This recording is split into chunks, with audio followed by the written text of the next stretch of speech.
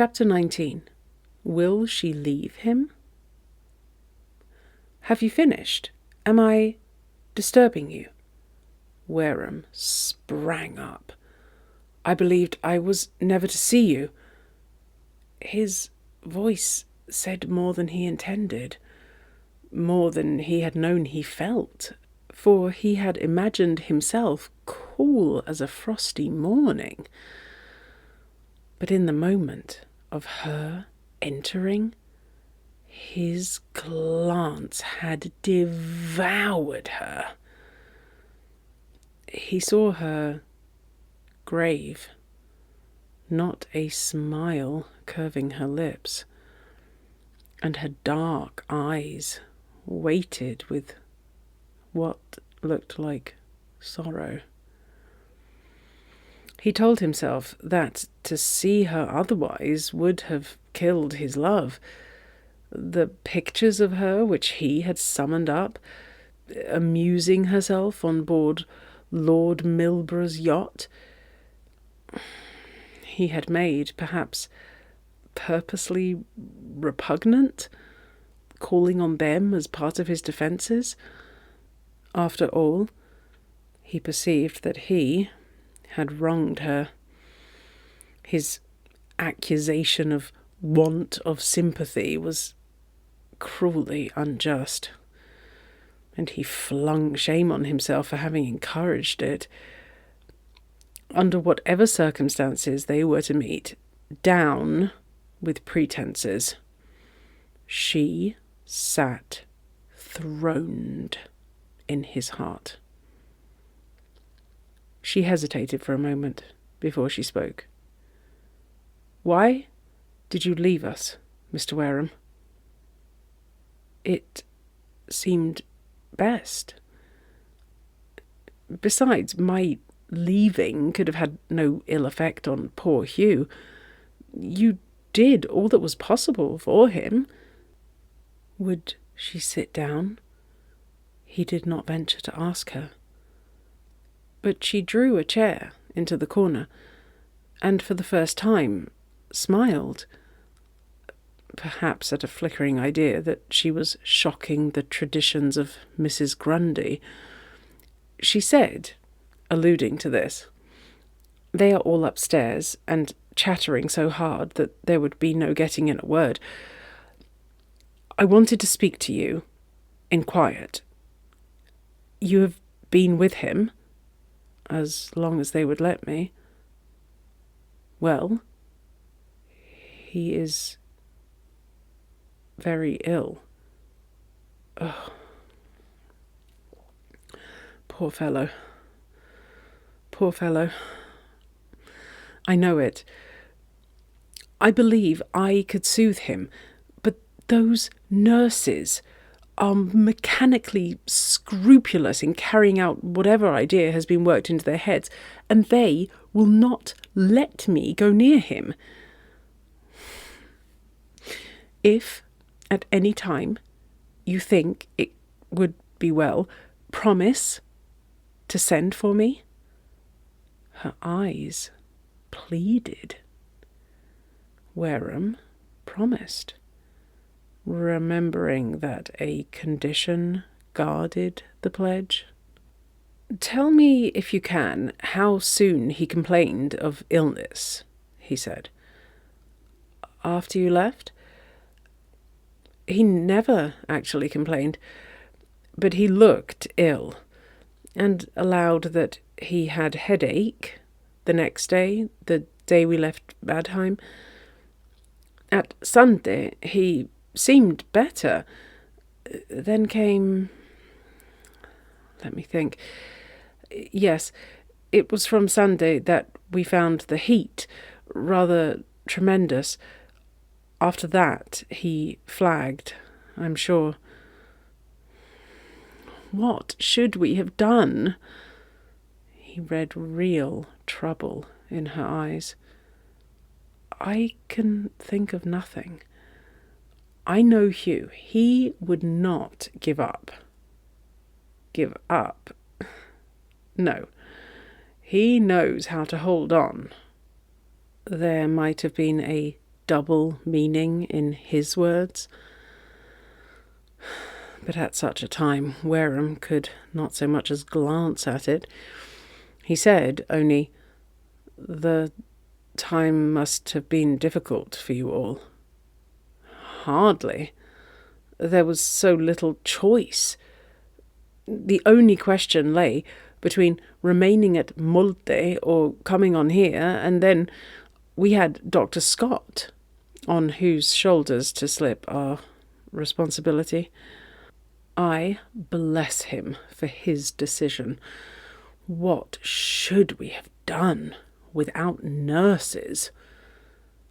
She stopped and looked out of the window, her mouth half open, and the breath coming lightly and quickly between her parted lips. "From what I have seen, he is being admirably cared for," said Wareham, "and I should think the risk of taking him to England would have been too great." "To England?" She turned and looked at him. "Oh, in Lord Milborough's yacht? Did Colonel Martin tell you that was discussed?" The name of Lord Milborough pricked him. He replied that his information came from Dr. Scott, and went on to say that he had lately seen Lord Milborough's sister. "Lady Fanny? Is she like her brother?" "To know that, you must describe him. I have not the honour of his acquaintance." She smiled. "I never describe friends, only generalise. I am in love with his yacht. We were on board this afternoon. Tomorrow you must come for a little sail." "Thanks. I mean to stick pretty close to this house." Anne seemed not to have heard this rejection of her offer. She leaned back, her eyes fixed on her hands, clasped lightly on her lap. Wareham's look followed hers to see whether her rings told a story, and read none. Presently she said reflectively, "It would be difficult to get sufficiently fast hold of Lord Milborough to describe him. Where did you meet his sister?" For some reason the question was not welcome. He answered, however, without hesitation, "At Mrs. Ravenhill's." "Ah, the Ravenhills. We live in a kaleidoscope ball. A shake and the colours change, and quickly. After seeing so much, it is heartless not to have thought more of them. But they and you were fast friends." She gave the effect of a question to this assertion. He parried it with, "You liked them too, I fancy." She paused and repeated softly, "They were your friends." Wareham made a movement. He caught at another subject as a drowning man at a rope. "I have written to poor old Sir Michael, and shall telegraph every day, for everything may have changed before my letter reaches him." Anne stood up, her tall figure dark against the window. Freedom from letters has been a boon. Absolutely, I had had none until 2 or 3 followed us to Molde. And, by the way, she turned to him, smiling, "I gave Mr. Forbes his, and one of them, which had been much redirected, he greeted as coming from you." Wareham felt himself redden. He said shortly, Yes, I wrote. She glanced at him and moved towards the door. If you have a few minutes to spare, do come and see the others. He had not intended going into the salon, but she drew him irresistibly, and he followed. The small room seemed full, but no one was there except the Martins, Lord Milborough, and a couple of other gentlemen. The windows were wide open, and the gas turned down. Anne went quickly in. "Blanche, I have brought Mr. Wareham." Mrs. Martin gave him a hand, without heartiness. "We did not expect to meet again so soon, Mr. Wareham. It has been a most anxious time." He bowed. "I have come, I hope, to relieve you." She motioned him to sit by her on the sofa, but Anne stopped him. "First, let me make you and Lord Milborough acquainted. I believe you already know Mr. Burnby, but not Sir Walter Paxton?" Each man looked at the other with disfavour, as is the habit of men. To avoid speaking to them, Wareham dropped into the seat Mrs. Martin had indicated, and she immediately bubbled into whispered confidence. "Yes, it really has been terrible, having that poor young man so entirely on one's hands. And so awkward, too, after what had happened. You remember I told you how very foolish I thought his coming?" "I remember, but this could hardly have been in your thoughts." "No, of course not. Not this in particular, but I felt sure some unpleasant complications would arise, and Anne is absolutely enigmatical. You never know where to find her." "I dare say you want to know in what position the two stand." "Well, I can't tell you.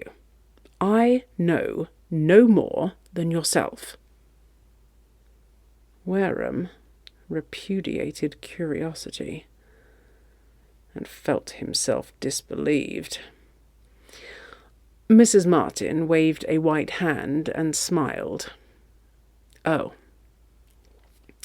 I don't suspect you of such a weakness. It is one that man cherishes in secret. And you might be obliged to me for answering questions without forcing you to put them. I own frankly myself that I wish to find out, and cannot. But, poor fellow, however it was, this—" She stopped and sighed expressively. Wareham felt a grip of fear. "I have known men pull through far worse illnesses," he said doggedly. "Oh, of course. So have I. But you think in this case—" The words seemed forced from him against his will. "Oh, I don't forecast.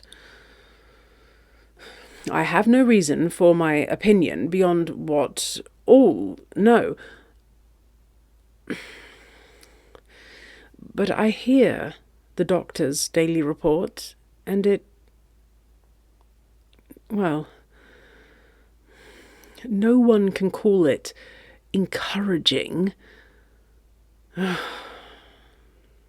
Most sad.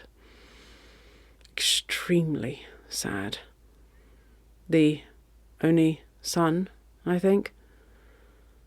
satisfied on this point, she went on. Now that you are come, I have been telling my husband that, as we can leave him in good hands, we must see about getting home. Of course, on no account would I have gone when there was no one here to take charge, but poor Tom is hard to hold, Mr. Wareham, now that we are in the middle of August. He implied understanding, and asked whether they thought of leaving by the Saturday steamer. Not a berth to be had. No, Lord Milborough is most kind. He will engage some woman here as a sort of stewardess, and will take us all. I do think it a delightful arrangement, and so would you, if you had seen the yacht. Wareham thought his approval so unnecessary that he remained silent and let her talk on, while he, half unconsciously, watched Lord Milborough and Anne. The doctor's description rose in his mind, but of indifference none was apparent with Anne near. She had gone to the other end of the room and sunk into a chair. Lord Milborough and young Sir Walter attaching themselves conversationally to it. Colonel Martin and Mr. Burnby, who was older than the other men, discussed salmon fishing at the table. Wareham caught words which implied that Anne was being reproached with having left them. Why on earth you should stop in this awfully stuffy hole at all, I can't for the life of me conceive, urged the owner of the Camilla. You might as well come and live on board at once. And if you're anxious, I'll keep a service of messengers running between the inn and the harbour. Come, consent. Anne shook her head, smiling. I've a weakness for feeling the ground firm under my feet. Lord Milborough flung an inimical glance at Wareham. You needn't be tied, now that fellow's come. That fellow? You deserve to be gibbeted by him for the mockery of generations. Show a little respect, please, for wits, even if you don't appreciate them. Sir Walter came to his friend's rescue with a request to know what Wareham had written, and one or two names having been quoted under Anne's breath, acknowledged that he had seen them lying on his club table. Fame indeed, cried Anne with mock enthusiasm. Mr. Wareham will be cheered. In spite of her adoption of his cause, she made no movement when Wareham rose and left the room. He ran up the stairs, telling himself that he was glad to get out of her presence, and opened the door of the sick room softly. The door was out of sight of the bed, and the nurse made him a hasty sign to remain unseen.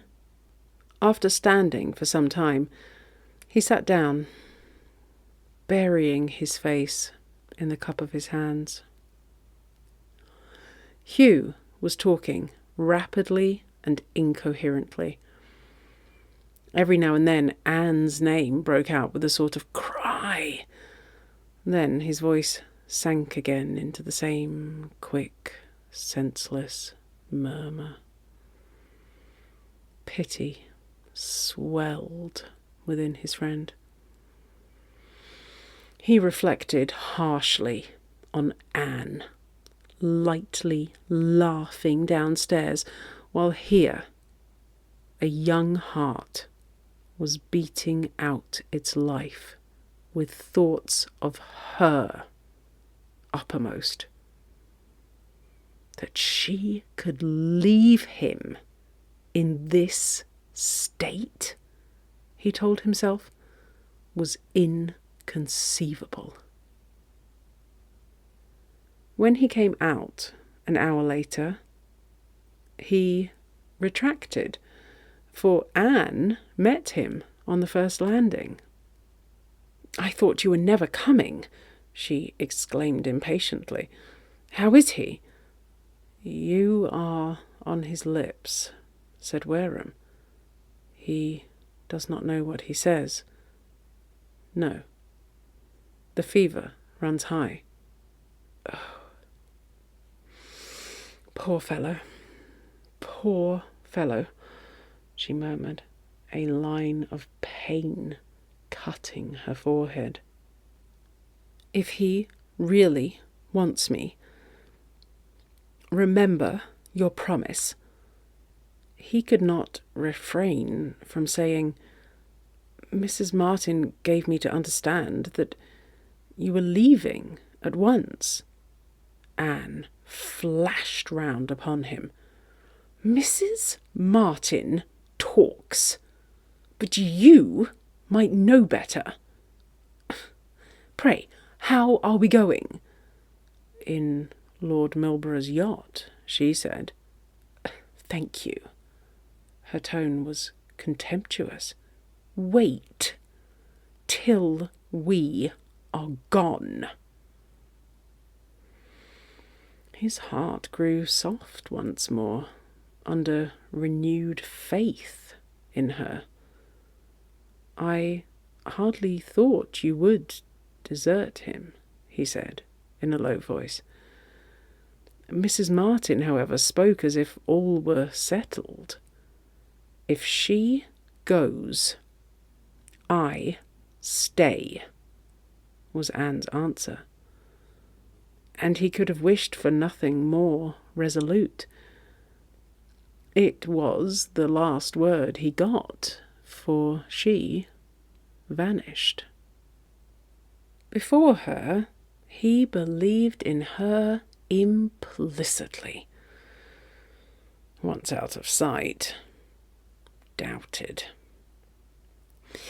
He was ready to admit that she would go unwillingly, but with pressure put upon her by all the others, it seemed to him that she would scarcely hold out.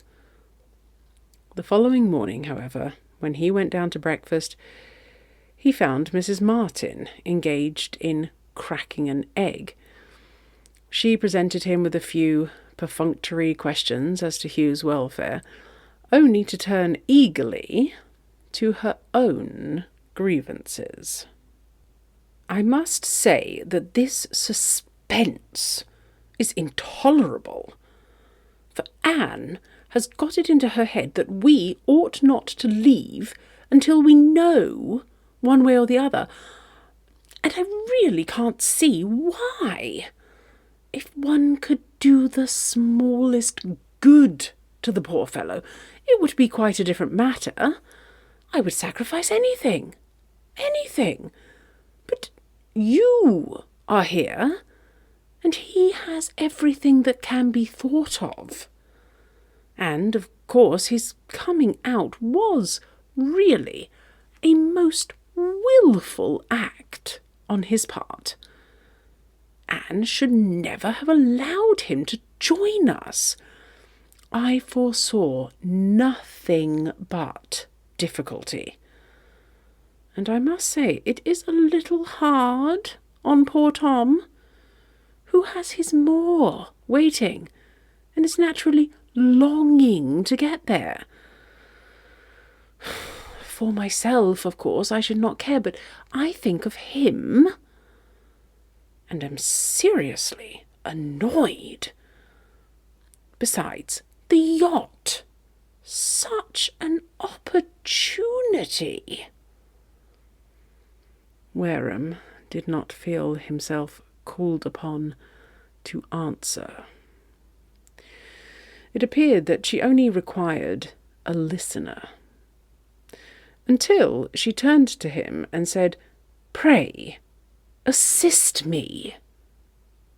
Upon that he inquired how he was to do so. "Persuade Anne. When I talk to her, all that I extract is that I can go and that she will remain behind. Of course, that is not to be thought of." "Hardly." "No, but she is capable of carrying it out. And it really is absurd. After throwing him over, as she did, she cannot pretend to have very strong feelings."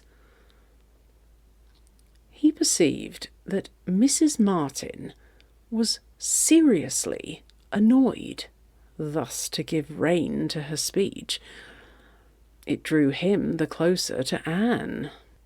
"If Miss Dalrymple is resolved, she has probably thought the matter out thoroughly," he replied, ignoring Mrs. Martin's last remarks. "And nothing that I could say, even were I disposed to say it, would influence her." "What good can we do?" "I suppose Anne does not propose to nurse him," she said sharply. "I imagine not." She stood up. "I might have known there was no use in asking you. Take care, Mr. Wareham. Anne is inscrutable." This was a parting shot as she whisked out of the room. Whether inscrutable or not, he cared not a rap, for the caution set his blood tingling until he forced himself to turn aside from weighing it. Upstairs, he was not wanted. He sat in solitude for some time, and the young Norwegian doctor was his first visitor. He brought information of a consultation later in the day, said he thought Hugh was holding his own, and spoke hopefully. There was a telegram to be sent, a letter to be written, then a visit to the sick room, where Hugh knew him and smiled satisfaction. That day and the next passed without his having a word with Anne. Once or twice he fell in with Colonel Martin, who gained in his regard, and whatever his feelings might have been as to the waiting Moor, kept them heroically out of sight. Wareham perceived that it would have gone against his instincts to have left Bergen, while poor Hugh's fate was in the balance. Further than this, that he took pains to find advantages in Norway, where before he had only grumbled. Of Lord Milborough he spoke with respect, as the owner of first-rate shootings and one of the best yachts afloat, and more he did not touch upon.